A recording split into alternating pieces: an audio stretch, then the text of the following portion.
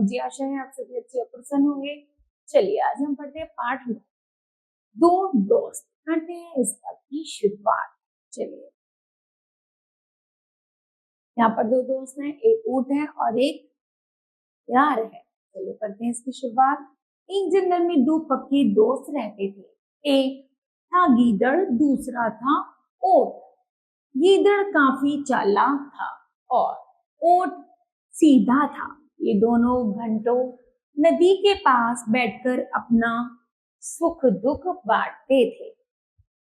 एक दिन गीदड़ को पता चला कि नदी पार खेत में पके हुए तरबूज हैं। गीदड़ ललचा गया, लेकिन नदी को पार करके खेत तक पहुंचना उसके लिए मुश्किल था। तभी ऊंट बोला, तुम चिंता मत करो, मैं तुम्हें अपनी पीठ पर बैठाकर नदी पार करवाऊंगा, फिर साथ में मिलकर तरबूज खाएंगे। ऊंट ने जैसा कहा था वैसा ही किया। खेत में पहुंचकर गीदड़ ने मन भरकर तरबूज खाए और खुशी के मारे वह जोर जोर से हुआ हुआ की आवाजें निकालने लगा।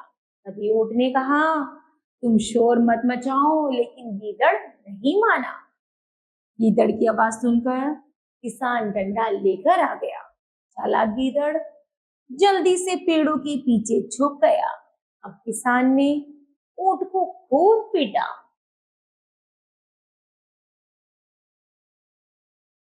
किसी तरह अपनी जान बचाते हुए ऊंट खेत से बाहर निकला। तभी पेड़ के पीछे छुपा गीदड़ बाहर आ गया।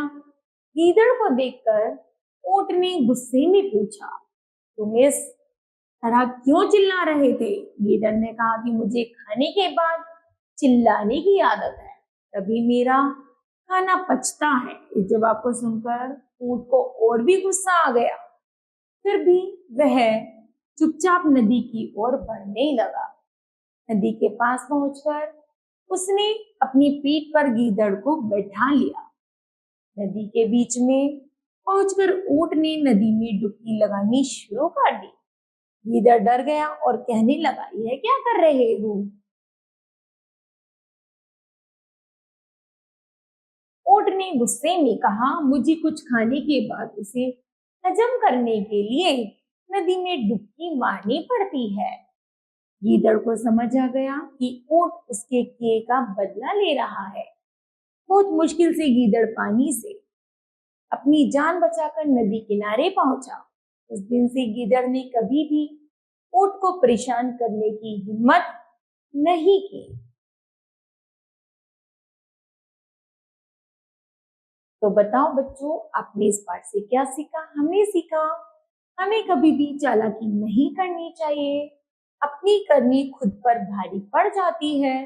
जो जैसा करता है उसे वैसा ही भरना होता है। ठीक है, इस तरह बच्चों यह पाठ समाप्त हुआ। मुझे आशा है कि आप सभी को यह पाठ समझ आया होगा। धन्यवाद।